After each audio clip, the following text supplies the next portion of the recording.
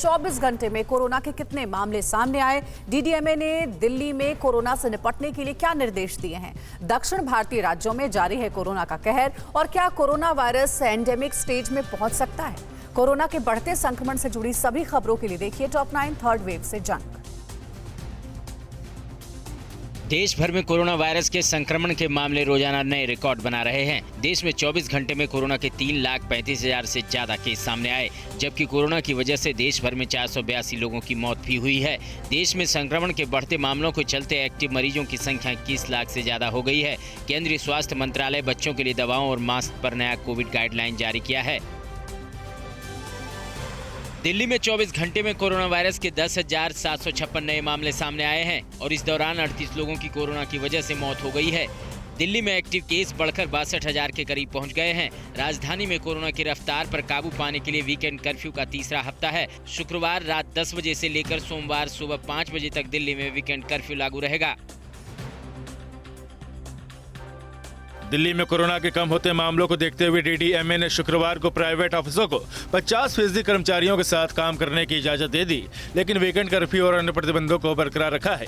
DDMA ने इसके साथ ही निजी कार्यालयों को दफ्तर के समय और कर्मचारियों की उपस्थिति और मात्रा को कम करने की सलाह दी, जिससे सोशल डिस्टेंसिंग का पालन किया जा सके।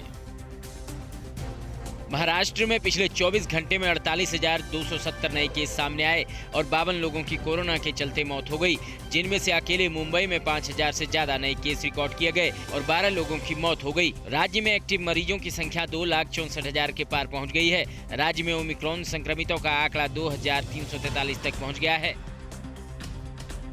दक्षिण भारतीय राज्यों में कोरोना के मामले थमने का नाम नहीं ले रहे हैं। कर्नाटक में पिछले 24 घंटे में 48,000 से ज्यादा नए केस सामने आए और 22 लोगों की मौत हो गई। वहीं केरल में इतने ही समय में करीब 41,668 नए मामले सामने आए और 33 लोगों की मौत हो गई, जबकि तमिलनाडु में पिछले 24 घंटे में कोरोना के 29,870 नए केस सामने आए और 33 लोगों की महामारी ने जान ले ली है।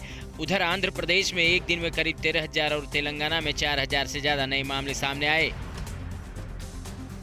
देश के दूसरे राज्यों में भी कोरोना के हालात बेकाबू हैं। मध्य प्रदेश में एक दिन में 9,603 से ज्यादा मामले सामने आए। छत्तीसगढ़ में 5,000 से ज्यादा केस मिले और 8 लोगों की मौत हो गई।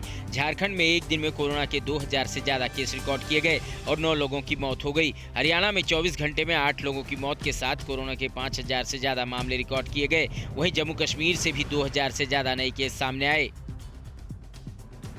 उत्तर प्रदेश में पिछले 24 घंटे में करीब 16,000 से ज्यादा नए मामले सामने आए और 22 लोगों की कोरोना की वजह से मौत हो गई। प्रदेश में एक्टिव मरीजों की संख्या 96,000 के करीब पहुंच गई। वहीं उत्तराखंड में भी 4,964 नए केस सामने आए और 8 लोगों की मौत हो गई। राज्य में एक्टिव केस की संख्या 27,000 के पार पहुँच गई है। पश्चिम बंगाल और असम में कोरोना का कहर बढ़ रहा है। पश्चिम बंगाल में पिछले 24 घंटे में कोरोना वायरस के 9,154 नए मामले सामने आए हैं और 35 लोगों की कोरोना के चलते मौत हो गई। राज्य में 1,34,000 से ज्यादा एक्टिव केस हैं। वहीं असम में एक दिन में 6,897 नए मामले सामने आए और 15 लोगों की मौत हो गई। राज्य में एक्टिव मरीजों की संख्या भी 45,000 के पार पहुँच गए हैं। देश और दुनिया में कोरोना के मामले लगातार बढ़ रहे हैं। इस बीच कई विशेषज्ञों का दावा है कि ओमिक्रॉन वेरिएंट के आने के बाद अब कोरोना जल्द ही एंडेमिक स्टेज में पहुंच सकती है। दावे के मुताबिक आने वाले समय में लोग कोरोना वायरस के भी आदी हो जाएंगे और इस बीमारी के साथ रहना सीख लेंगे। इसे ही महामारी के एंडेमिक स्टेज कहा जाएगा।